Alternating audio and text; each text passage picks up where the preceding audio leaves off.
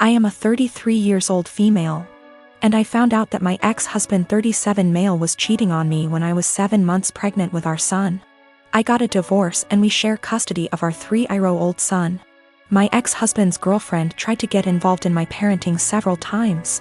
She even commented on my son's name, implying that we should agree on a name we all want, not just what I wanted, and tried to dictate what he should and shouldn't have. As a result, she started throwing stuff of his that I paid for myself. Honestly, it's frustrating because I'm barely getting by with the money I have and cannot afford to buy replacement for all the stuff she throws but my ex-husband says it's her house and she gets to decide what can and can't enter. I made a crochet blanket for my son with his name on it. This blanket is special to me, and the tools I used to be able to make it cost me money.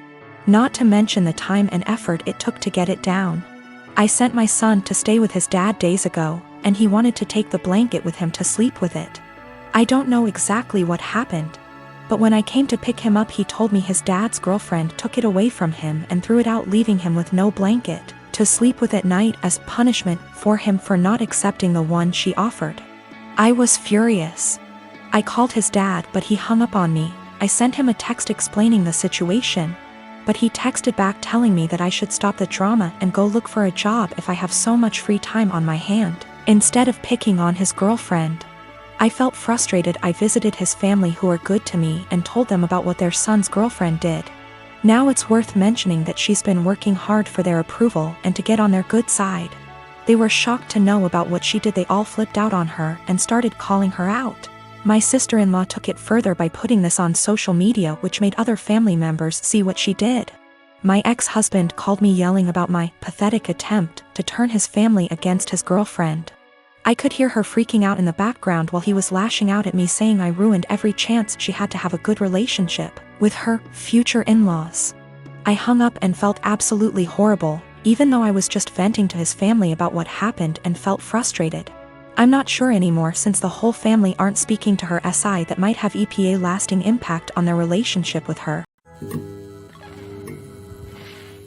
Boyfriend and I have been together for 6 years, work our day jobs together, and also run a side business together. He's my best friend, and despite managing to get past and through a lot together, he hasn't proposed. His family is starting to pressure us to get married, but he said he hasn't decided yet. He has said that he wants to get married and have a ton of kids, so what he means is, he hasn't decided if he wants to marry me. My ego is a little hurt.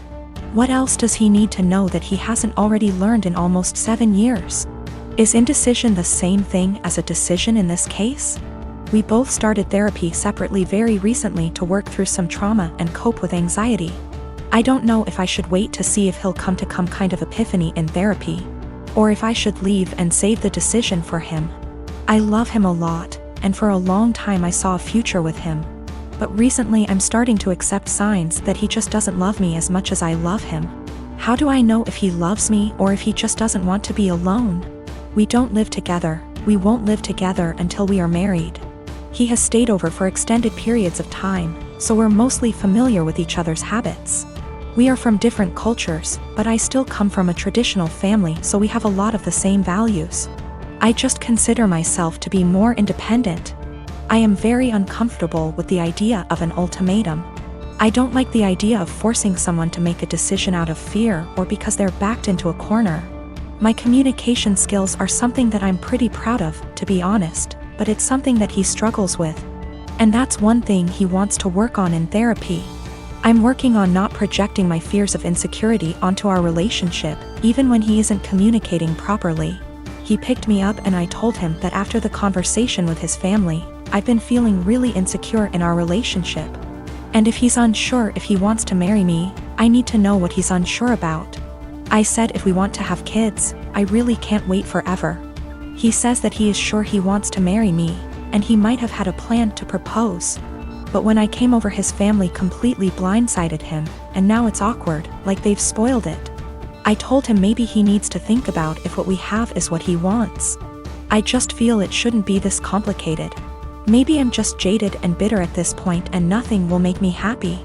I do believe him. He wouldn't drag me along just for the fun of it.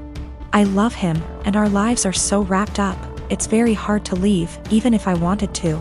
I just wish I could read his mind. I wanted to talk to my therapist before I made any decisions.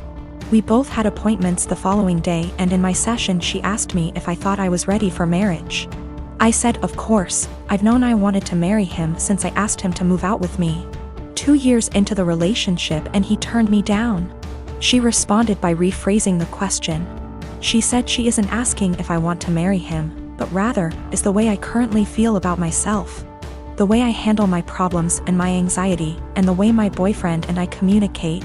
Is the way I feel in my relationship the way I want the rest of my life with this man to be? No way came out of my mouth way before I even processed it.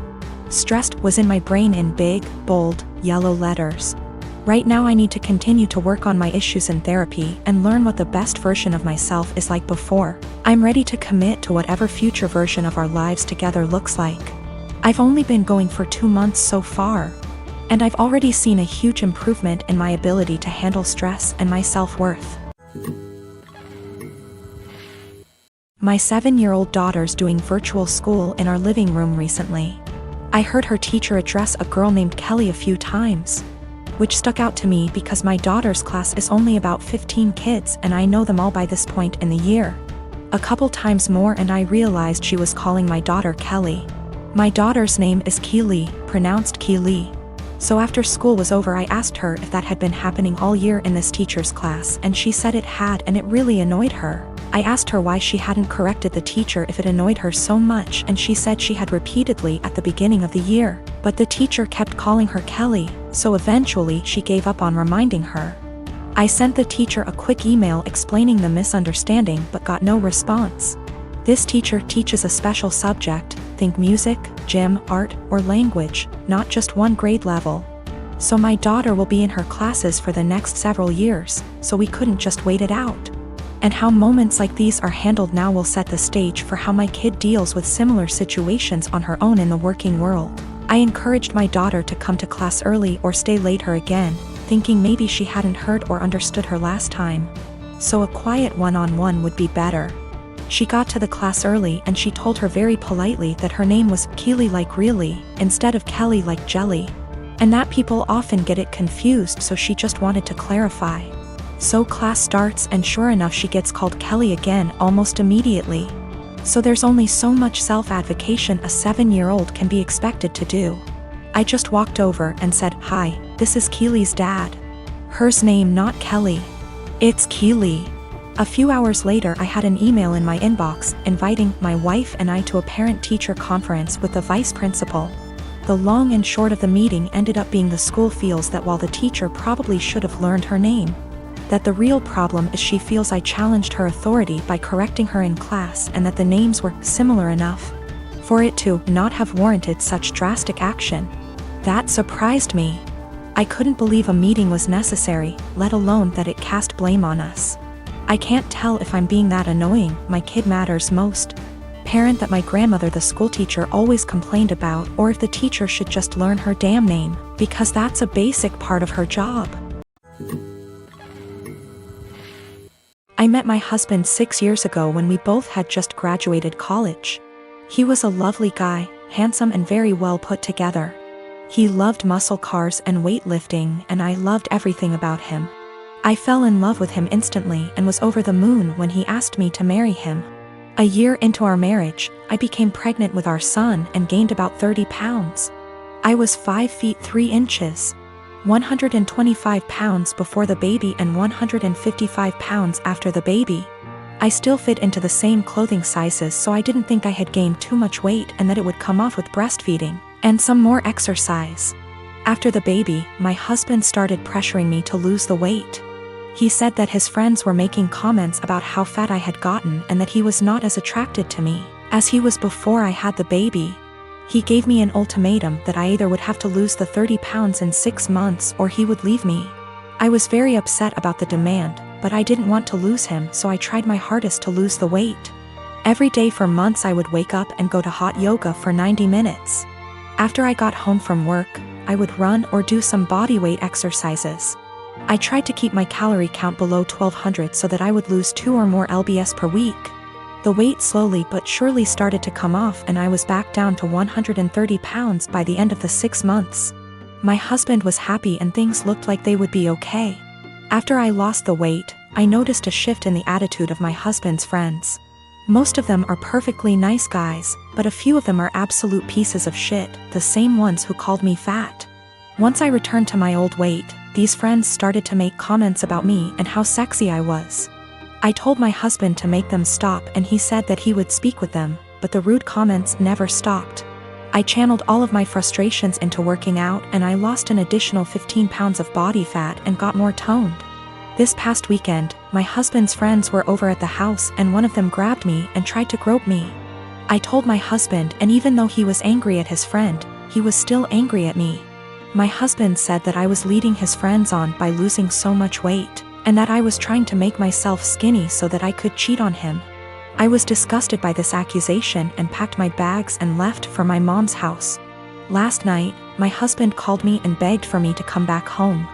He says that he knows that he was unfair and that he won't let his friend come over anymore. But I am so tired of dealing with this that I'm not sure I want him back. He's the one that told me to lose weight. But now he's blaming me for being too skinny and I'm afraid he's going to make me develop an eating disorder. But I also still love my husband and it hurts me to be apart from him.